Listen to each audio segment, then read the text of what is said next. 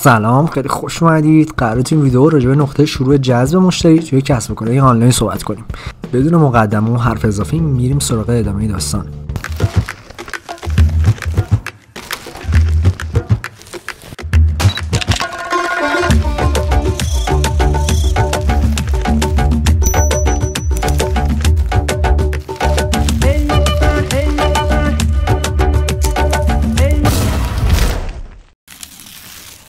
خب قبل از شروع مرسی که کانال رو سابسکرایب میکنید، زنگوله یه نوتیفیکیشن هم میزنگولید، لایک هم میلایکید و کامنت هم میذارید دیگه. کامنت رو باید بذارید. دمتون گرم. حالا بریم سراغ موضوع اصلی. هر کسب و کاری توی حوزه حالا کسب و کاری آنلاین وقتی کارش شروع میکنه اصلا ما اول به فکر اینه که چجوری بازاریابی کنه، چجوری مشتری جذب کنه و فروشش رو افزایش بده. ما اینجا میخوایم راجع به کانال‌های بازاریابی صحبت کنیم. یعنی یکی از اولین قدمایی که کسب و کار اینترنتی باید برداره اینه که ببینه اصلا مشتری هدفش کیا هستن، کجا میتونه این مشتری هدف رو پیدا کنه و همون میشه چنل بازاریابیش. عموما کسب و کارها فقط یه چنل بازاریابی ندارن و تعداد حالا زیادی چنل‌های بازاریابی وجود داره که یه سری از اینا رایگانه و یه سری از اینا به ازای هزینه هستش. ما اینجا میخوایم راجع به چنل‌های بازاریابی رایگان و در دسترس صحبت کنیم. چنل‌هایی که گاهن میتونه بازخورد خیلی بیشتری هم داشته باشه نسبت به چنل‌های بازاریابی که در ازای هزینه هستن. ما میخوایم چند تا چنل‌های بازاریابی در دسترس و رایگان رو مثال بزنیم. اینستاگرام و تلگرام و یوتیوب و آپارات و لینکدین و غیره که یکی از مهم‌تریناش وبلاگ نویسیه. اینا تماما چنل‌های بازاریابی رایگان هستن که تمام کسب و کارهای اینترنتی از بعد به ورودشون به کلاً بازار فروش اینترنتی تمام اینا رو در دسترس دارن. حالا شاید بگید که ما وبسایت نداریم، چجوری میتونیم وبلاگ نویسی کنیم؟ وبلاگ نویسی یکی از مهمترین چنل‌های بازاریابیه که از کوچکترین کسب و کارها تا بزرگترین کسب و کارها دارن ازش استفاده میکنن. اگه وبسایت ندارید و سوالتون اینه که چجوری از این چنل بازاریابی مهم استفاده کنیم، سرویس‌های وبلاگ دهی یا سرویسایی که میشه توش به رایگان محتوایی رو منتشر کرد در دسترس شما. حالا یکی از جدیدترین این سرویس ها که خیلی تخصصی هم داره میشه و سالهاست اومده، حالا جدید به منظور این که جدیدتر نسبت به بقیه تقریبا، وبسایت ویرگول یکی از وبسایت هایی که جدیدن خیلی از محتوا نویسا اومدن توی این پلتفرم دارن تولید محتوا میکنن و اینجا بستر خیلی مناسبیه برای شما که شروع کردی و میخوای آروم آروم مشتریات جذب کنی.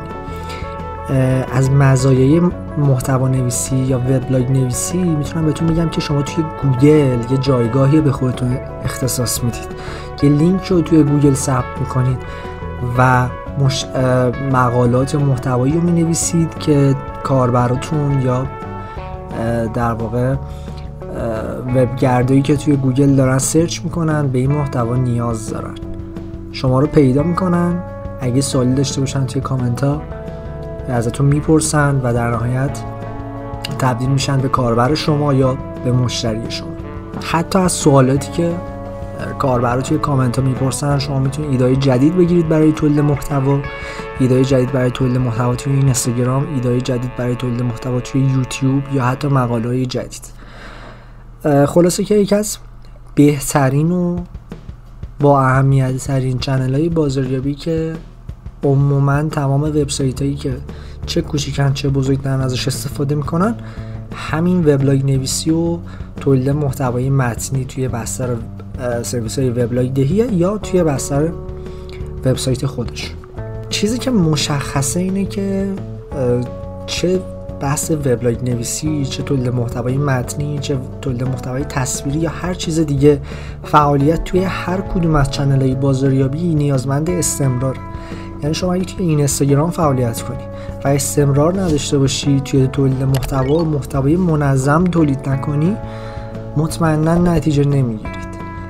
همین قضیه توی یوتیوب هست، توی وبلاگ نویسی هست، توی تمام پلتفرم‌های دیگه هست. یعنی تمام پلتفرم‌ها الگوریتمایی که حالا وجود داره تماما، حتی همون در واقع الگوریتم گوگل میخواد که شما رو ترغیب کنه به اینکه محتوای بیشتر بسازید تا شما رو به کاربرای بیشتری نشون بده.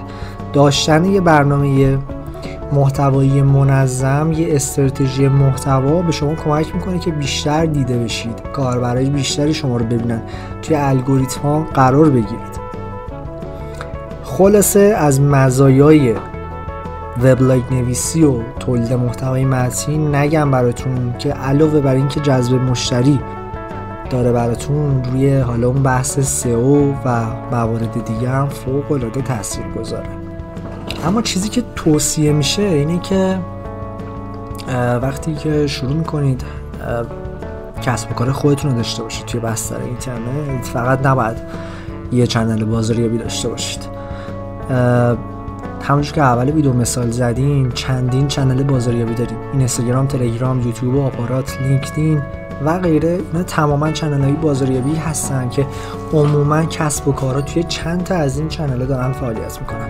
ما هم پیشنهاد میکنیم توی چند تا از این چنل‌های بازاریابی شروع کنید به فعالیت مستمر.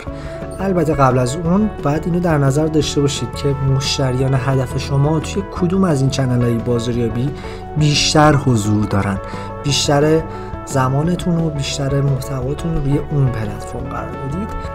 اگه هم وبسایت دارید هم توی شبکه‌های مجازی فعالیت میکنید، ما پیشنهاد میکنیم که هم توی بحث محتوا نویسی توی وبسایتتون فعال باشید، هم توی سرویس‌های وبلاگ دهی مثل حالا ویرگول یا حالا سرویس‌های مثل روزبلاگ و بلاگفا و غیره فعال باشید، به اضافه که توی اینستاگرامتون هم توی سوشال مدیاتون هم فعالیت کنید. مرسی که این ویدیو رو تا اینجا دیدید. قراره که توی ویدیوهای بعدی بیشتر صحبت کنیم راجع به بازاریابی محتوا، بازاریابی توی شبکه‌های مجازی و اثرشون روی کسب و کارها، اینکه چجوری فعالیت کنیم که نتایج بهتری داشته باشیم. راجع به تجربیاتمون صحبت کنیم و شما هم راجع به تجربیاتتون توی کامنت ها بهمون بگید. مرسی، ممنون که سوشال مدیا رو تا این لحظه دنبال کردید. سابسکرایبتون نره، لایک، کامنت که حتما کامنتاتون رو میخونیم و منتظر ویدیوی بعدیمون هم باشید.